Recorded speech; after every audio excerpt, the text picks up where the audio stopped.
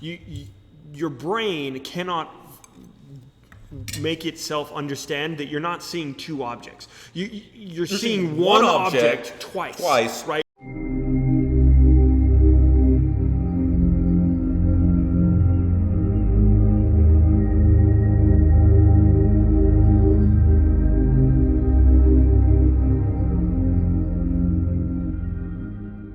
So they get through the wormhole, which is kind of a whole bag of worms, but it's so far beyond what I understand, at least, about physics.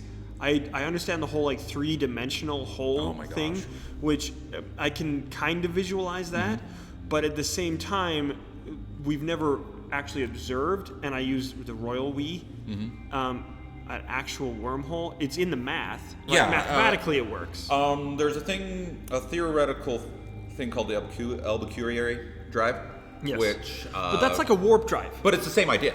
A warp drive does the same thing. It so that particular drive, if it were to work, compresses space in front of it and expands space behind it. Yeah. And then you're not actually moving through space, you're moving the space around you. Yeah. And since space can contract and expand at faster than light speeds, you're not breaking the laws of physics. Right, and because you're not actually moving through space faster than that. There's a scene from Futurama where...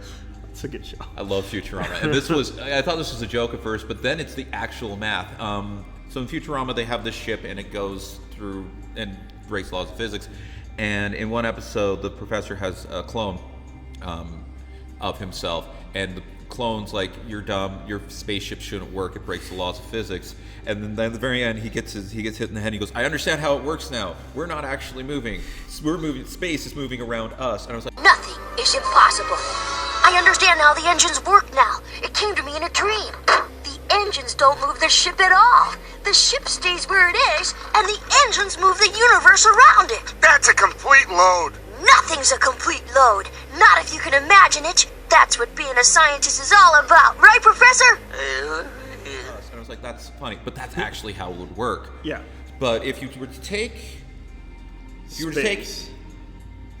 four-dimensional stuff and make it so we could see it, it would look three-dimensional. And if you took this area here and this area here and you just made them closer and then you poked a hole through it. Right, yeah. And that's what a wormhole would be. And like, theoretically, I get this and you get this, but like, in actuality, I don't get it at all. The math and the physics is way beyond... It blows... I mean, this is stuff for PhD theoretical physicists. I was watching a thing on black holes last night, and they were trying to figure out Hawking radiation, the hair of a black hole. Yes. And making the equation to put into a computer to figure this out. And they were doing this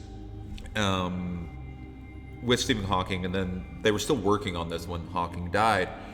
And at one point, the equation had over 1,000 figures in it. It was 10 plus pages long, and that wasn't just that wasn't them going through and solving. That was just the equation itself to figure out a black hole rotating and evaporating through time. Right. Well, which brings us to, it's actually pretty funny if you watch the behind the scenes from the movie, Michael Caine and Jessica Chastain talking about like all the equations that they would write on so these are two actors, right? But then they have Kip Thorne, who's a physicist, Nobel Prize winner, 2017 Nobel Prize in Physics, for the image of the black hole using LIGO. Was that 2017? That was that long ago? Yeah, 5 years ago. Oh my god! I thought. Wait. When did we detect gravitational waves? Gravitational. I thought that was 2020. I thought he didn't want it for that one. Oh yeah. No, I think that you're right. Yeah, gravitational. Well, because LIGO was gravitational waves. He worked on both. LIGO's gravitational waves. Right. The Earth-sized radio telescope. The Event Horizon. The Event Horizon. Yeah. Which is the size of the Earth. Yeah. So it was. Yeah. So you're right. It was the gravitational waves. Which is Well, yeah. I mean, the science behind that is fascinating. My God. But Kip Thorne, I didn't realize this until this year. Kip Thorne, it was born in Logan. He attended Logan High School. I didn't know that. Yeah, he was born and raised in Logan, Utah, and he won the Nobel Prize in 2017. So before he won the Nobel Prize, was an advisor, the science advisor for Interstellar, and I swear that Michael Caine based his character on Kip Thorne. Like, even you look at the beard that he has, or the goatee that he has in the movie, and you look at Kip Thorne's beard goatee, you're like, go look up Kip Thorne. Yeah, he's fascinating guy. He has won. He is insane. the scientist of scientists. Yeah, he's won the Einstein medal and the Nobel Prize and several other. And he definitely looks like he's a scientist. Oh yeah. No, like the guy just exudes intelligence. So but when they were talking about these equations, and Kip Thorne was the one that like wrote all those equations on the chalkboard that they had on during those scenes, and it makes so much sense for him to be involved in this because his work in gravity and black holes, and then so they get through this wormhole, right, which is incredibly cool, and the visuals are amazing. Yeah. And then they come up on Gargantua, this black hole. Yeah. And it's just gorgeous, right? The shots. And they got it almost right. Well, almost exact. I mean, note to myself while I'm editing this. At this point, edit in a picture of Gargantuan from the movie. Yes. And then a picture of an actual black hole. Yeah, from the Event Horizon Telescope. Bloody close they got to it. And it's weird because, like, I mean, I can't draw, but imagine we've got the black hole here. You're seeing the light get bent around from behind it over here. Yeah. And so it looks like it's a chair. Yeah. But it's not. And if I remember to find the higher resolution photo of the actual black hole, supermassive black hole at the middle of the M57 galaxy, I think, you notice a couple things. You start noticing lines on where the light is. And what you're seeing is the actual physical bending of light. Yeah. But even more than that, you're seeing the warping and of space-time. Yeah, like itself. Imagine that space is cake batter, and someone is putting a beater in there. You know how you get those swirls in there? It's the same basic thing, except it's being done with a thing with a mass of billions of suns right. That's at the center of a galaxy, and you can see it. Yeah, well, and you can see, so you've got the accretion disk, right, which is like the light that you're seeing,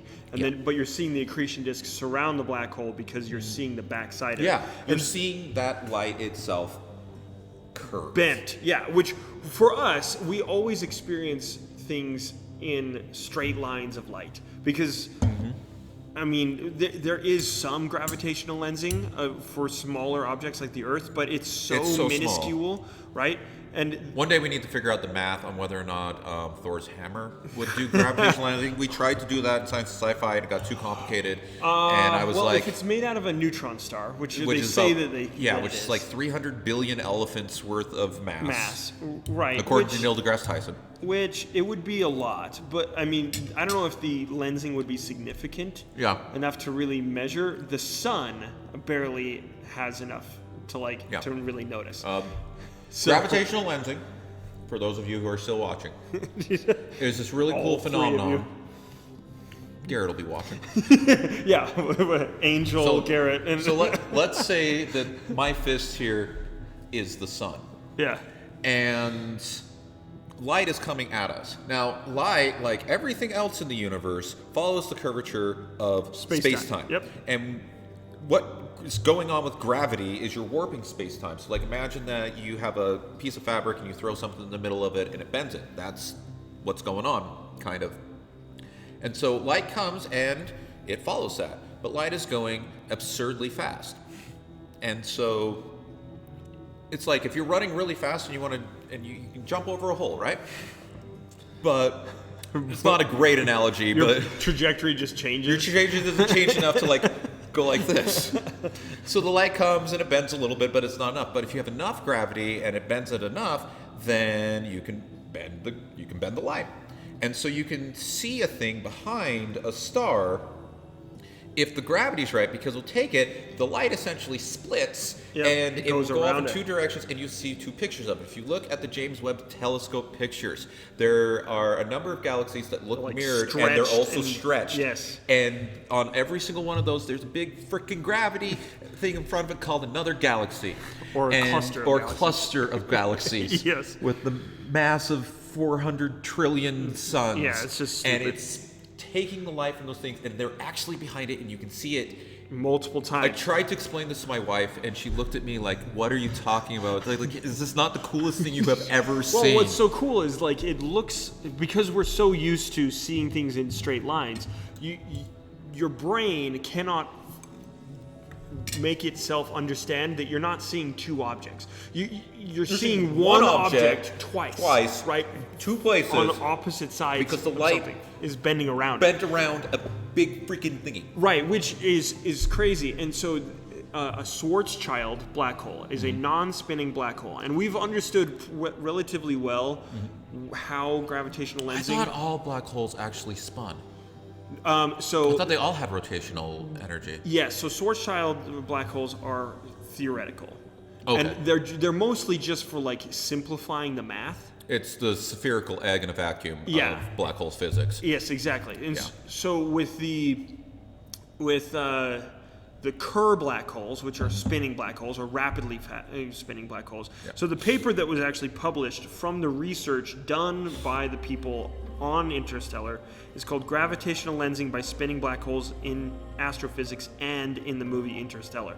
And they talk about, so I read this paper over the past couple of weeks. I haven't read this paper, so I am very intrigued. It is fascinating. So what they really describe here is how they used a new set of computer programs to image what a black hole would look like when it's spinning. And so they describe, and they describe this. So they came up with the double negative gravitational renderer, which is that I don't understand what.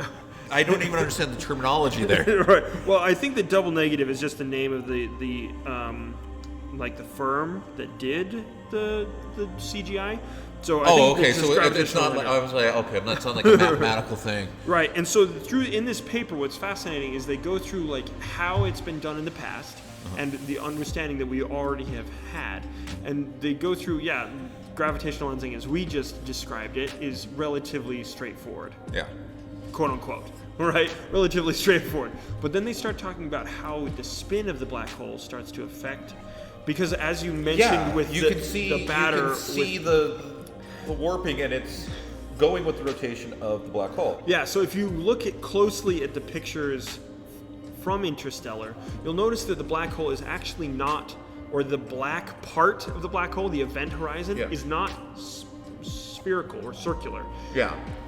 It appears to be flattened on one side, and that is due to its spin. And so what would it take to do that? Well, it's spinning so fast that, like you said, with space-time... That's true. It would have to be spinning it's insanely fast. Well, when you think about how the conservation of angular momentum like happens, when you're in your chair and you go... And you spin way faster, right? Or the ice skater, right? When that happens, you bring mass in toward the center that is already rotating, and then when it comes back into the center with that much mass... So, for instance, I have to see if I can figure out what would happen for a thing. So even with like Jupiter, right? Jupiter is very massive. Yeah. It has a rotational period of 9 hours, right? Which is the fastest of the planets in our solar system. It makes sense because it is the most massive, right? With a black hole, especially a massive black hole, like Gargantua, the amount of mass that is falling in to this black hole is just stupid, right? It's an incredible amount of mass. Yes. And that angular momentum has to be conserved. So you end up with just an unreasonable amount of angular momentum going around in the circle. So you are not only warping space-time by your mass, but you're warping space-time by your rotation.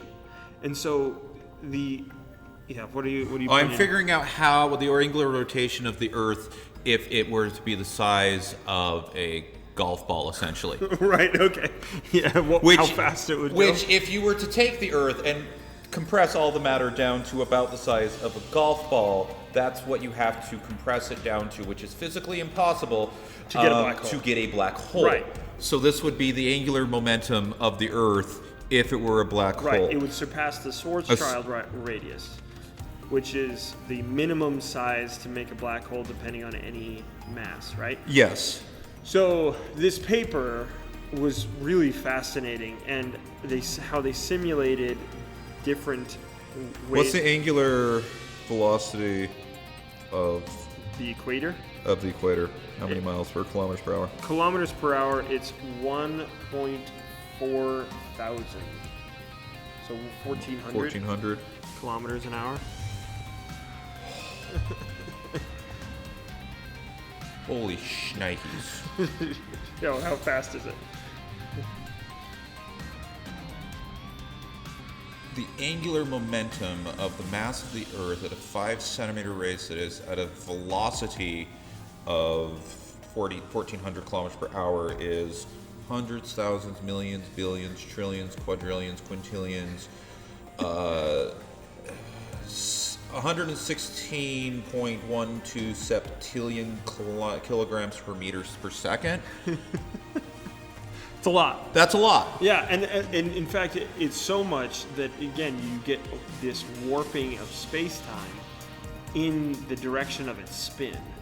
And so the way that light would interact with that warped space-time would be greatly influenced because just of the spin. Anyway, so this paper, I mean, I just think it's really cool that a Hollywood film got actual real scientific data and actually published a scientific article, actually 2 scientific articles, one about the physics of it and one about just the computer science of it. Oh, the computer science of it, like, is incredible. The imaging and all of the stuff that had to go into how to image all of this, just amazing. But we haven't even gotten to time dilation, and it's been an hour. Time dilation. Yes, which was what we need. Okay, so they go through the black hole, and here's the weird thing about time: is it is relative. This means that the faster that I am moving relative to you, right, the slower I experience time. Right. So if I'm going at like 70% the speed of light, right, and a year goes by for me, a completely different amount of time goes by for you. I'm so dead. If I'm going 99% the speed of light, it's insane. Crazy. And when you get to the reason black holes are called black holes is because the escape velocity at the event horizon is greater than the speed of light. And nothing can go faster than the speed of light because the speed of light is not how fast light moves. The speed of light is the maximum amount of speed that information can be transferred throughout any medium. So it's the universal, like, happening speed. Yeah. Like, nothing can happen faster Information than the speed of light. goes from here to here. And there's a process that goes through it. A guy named Maxwell, who's way smarter than me, invented these equations, and you get the speed of light out of them.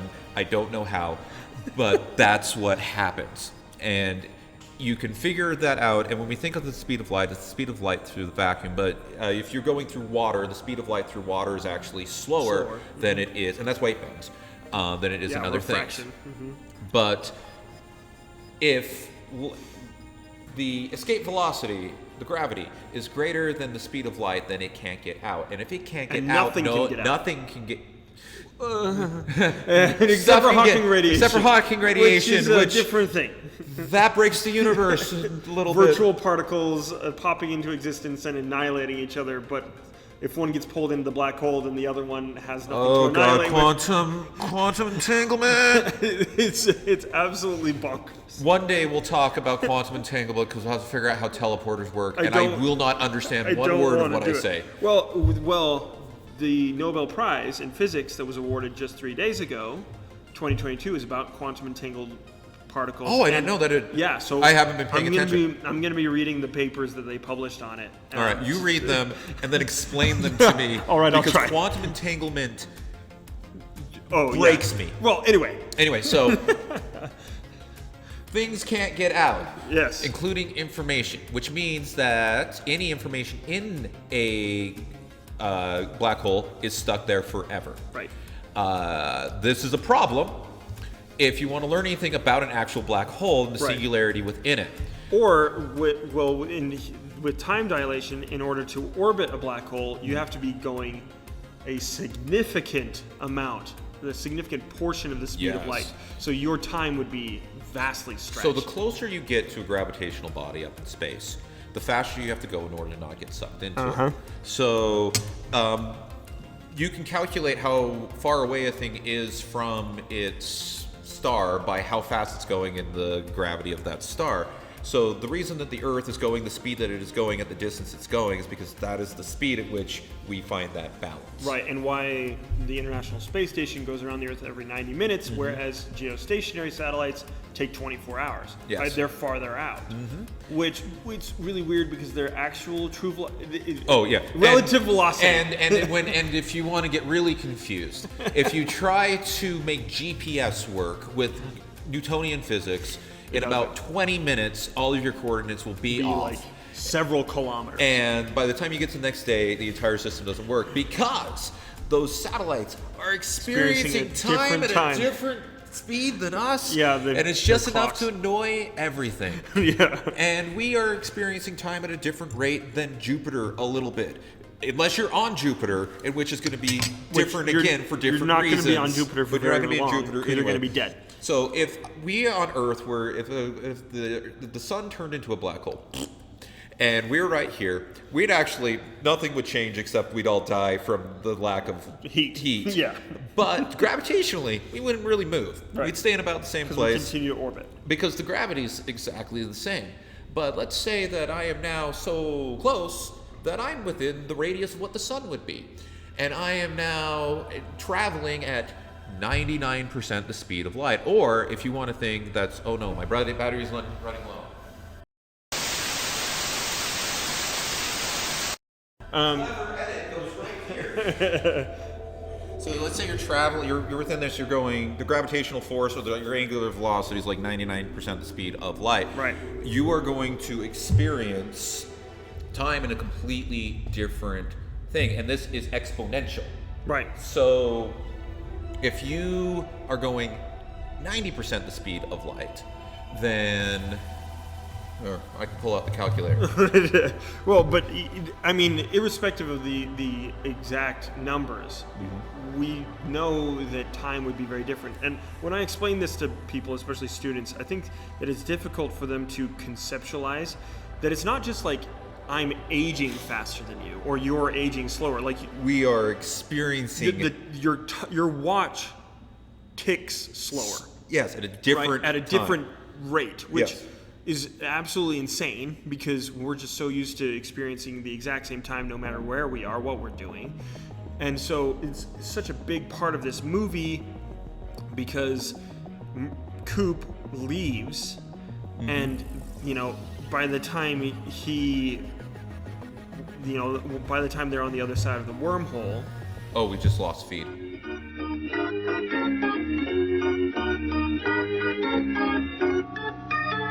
There is nothing wrong with your television set. Do not attempt to adjust the picture. We are controlling transmission. If we wish to make it louder, we will bring up the volume. If we wish to make it softer, we will tune it to a whisper. We will control the horizontal. We will control the vertical. We can roll the image, make it flutter. We can change the focus to a soft blur or sharpen it to crystal clarity. For the next hour, sit quietly and we will control all that you see and hear. We repeat, there is nothing wrong with your television set. You are about to participate in a great adventure.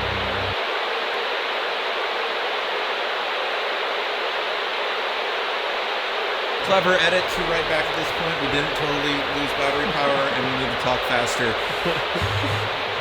So with the dilation that he experiences versus Murphy, so Cooper versus Murphy, when he wakes up from his cryo sleep, she's an adult. Yes.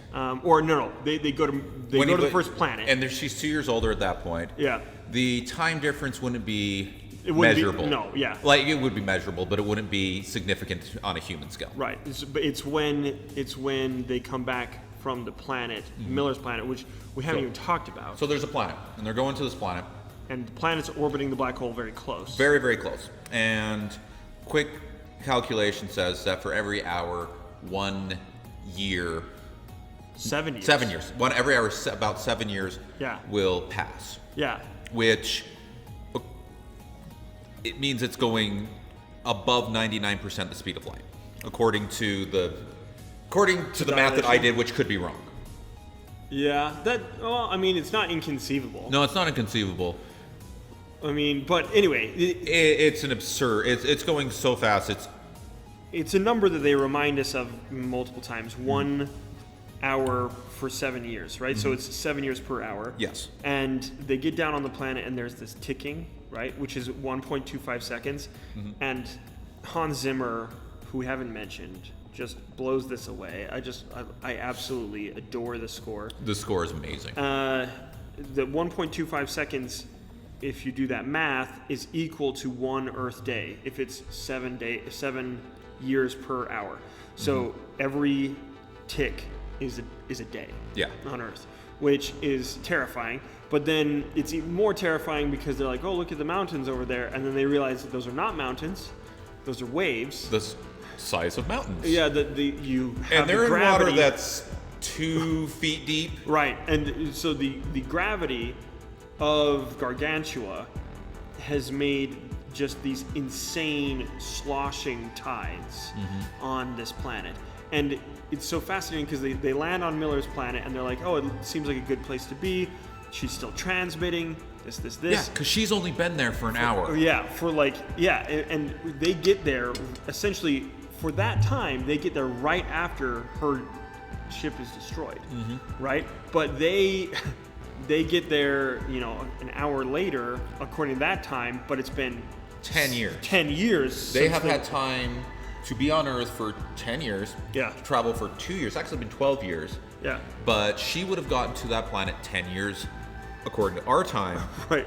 But it's been like an hour and a half. Hour and a half, maybe. Right. Since she actually landed on the planet. Well, she's dead. But yeah. But just barely. Yeah. It's weird because it's like, oh, just get there earlier. But if you can't get there earlier because you would have had to leave 10 years prior, right? So, you missed her by an hour, but you really missed her by 10 years. And which is relativity. Right. And so they're on this planet. They almost get destroyed by it. The red shirt. Yeah, the red shirt guy whose name I can't remember dies. Anne Hathaway makes some bad decisions and gets caught, and Tars has to go get her. And that was or is it Case? It's Tars. Case is the robot that's on the ship. Tars is the Tars is the iPad that walks. Yeah, let's set that honesty setting to 90%, huh? Yeah, not 100%. Best character in the movie. Yeah, Tars. Come on, Tars. Yeah. So they're down there for the whole trip. Takes them less than 3 hours. Yeah, but it's like, what is it, 17 years or something like that? 23. Is it 23? I think. So they get back, and they left one of the guys is on the ship, and he's like, how long are you being there? I don't know. He's like, oh, if I've got a few years, I can work on the math for a few years. And just imagine doing math homework for 20 years. By yourself. Yeah. And they come back, and he's an old man now. He's kind of hunched over, and he's like, got a gray beard. He's got a gray beard, and you can tell, like, he hasn't talked to a human for 20-something years, and he's like, I just kind of gave up on you guys ever coming back. Right. They've been gone for 3-4 hours, according to them. Yeah. It's a quarter of a century for him. Yeah.